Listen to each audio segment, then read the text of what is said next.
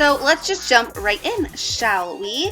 This is the Anastasia Brow Wiz in the color Ash Blonde, and I'm taking the spoolie side and I'm just combing everything up, all the brow hairs straight up. The way that I groom them, I was going to do a video, but I figure I'll just tell you. I just comb them up and then I just make them kind of stick in the spoolie and then cut straight across the brow, just because that way you get a nice clean brow. But I'm taking the Ash Blonde Brow Wiz and I'm just going and outlining the bottom of the brow and then filling in the more center area where your arch will be. You want to apply more pressure on the arch and the tail of your brow than the beginning of your brow. Now I'm taking my Brow Wiz sideways and I'm just kind of creating that square part of the brow. Then I'm going to take the spoolie and comb everything down and back so that everything's going the same way. The reason for this is you just get a more distinctive line of where your brow hairs start. This is kind of hard to describe, but I am doing my best. But it's more easy just to kind of watch what's going on, but again, I am trying to describe it a little bit for you. And then I'm going to go ahead and fill in the arch of the brow and make the arch of the brow. You don't want to make continuous lines. You kind of want to make little hair-like strokes when you are using this Brow Wiz, or any brow pencil for that matter, just because it kind of gives a more natural look to the brow, as if you were just doing like straight across lines. And then you're going to go ahead and blend it out with your spoolie again. The reason for that is you really want to make sure that that's like your blending brush for your brows. So you really want to use that. That's an amazing, it makes a big, huge difference. So now I'm just going in with a small angled brush and my NYX Eyebrow Cake Powder in the color Blonde and filling in the front of the brow, because you want the front of the brow to be lighter than the tail of the brow. And I'm going in now with Maybelline Made for Mocha eyeshadow. This is not a brow powder at all, but you can use any kind of eyeshadows that you want to use for your brows. So I'm just going to go ahead and go in with the Made for Mocha on the tail of the brow, and then as you can see, when I don't have as much product on my brush, I'm going to go ahead and just blend that forward, because you want everything to look nice and blended. It is your brow, and it's crazy how much it makes a difference. Your brows make the hugest difference. My brows were not that good for a really long time, so just be patient with yourself and really just kind of get to know what shapes you like, what shapes are easiest for you to make. You can see the difference between this brow and the other one. It's just crazy. So we're just going to do the exact same thing to the other brow, starting with combing all the brow hairs upward and just kind of making our outline on the bottom. And I'm just going to let you guys watch this. And my little dog back there has perfect brows without trying. She doesn't have to do anything.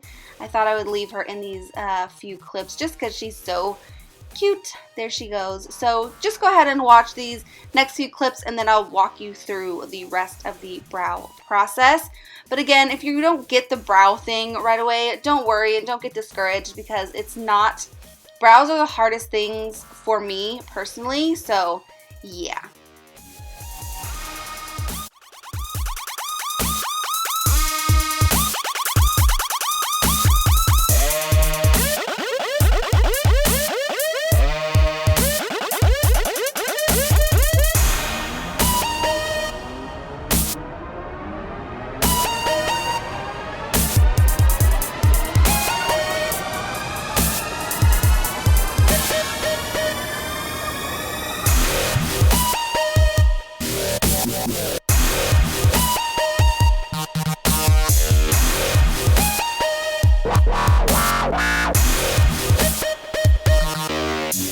A good tip when you're using brow powder is in the beginning, in the front of your brow, if you start your color at the bottom and then blend it upward, it's not going to be a big glob of product like in the front or anything like that. You can also take your product and start it in the arch of the brow and blend it forward. That's why I do the tail and then I just kind of blend the rest of the product forward. That way your brow looks like it just ombres out into a darker brow, instead of having, like I said, that big old huge glob of product. Also, a spoolie is amazing. It'll be your best friend. It really helps to blend out the brow. So go ahead and just keep blending. Now I'm taking Hard Candy's Glamouflage Concealer and this flat brush. I think it's a flat definer brush. I'm going to start in the front of the brow on the bottom, and I'm going to do a very sharp line, and then I'm going to carve out the arch of the brow to the tail of the brow. This is going to give your brow a really nice, defined, sculpted look. You can literally have such a mess going on and go in with concealer and clean it all up, and no one will ever even know. Now I'm taking it on the top of the brow, and I'm not having as much product on my brush. The reason for that is it's just for blending purposes. But I'm just, again, taking that and taking the brush sideways and doing a very nice line straight across. When I get to the center, I am going and just kind of, well, you can see, I don't really know how to explain that motion. And then I'm just taking a blending brush and just blending everything out. And then I will blend out the bottom. I will go back and touch up my brow until it is the way that I feel it is quote unquote perfect. So just touch up your brow. It is your brow, girl. You do you. So just keep doing that, and I will show you the other eye.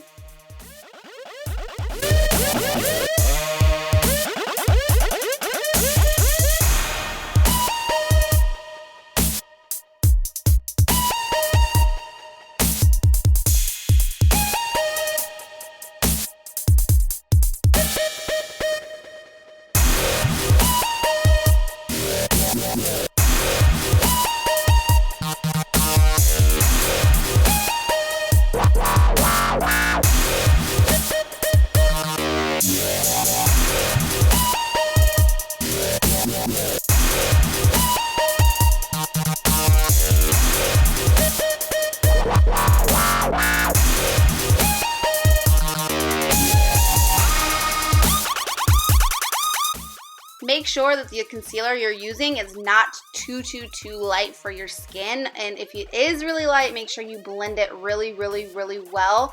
It's going to make your brows, and it's just going to look really funny if you use it too light of a concealer. So brows are almost done, and you have to do a brow dance, seriously, when you're done with your brows, because it's just crazy.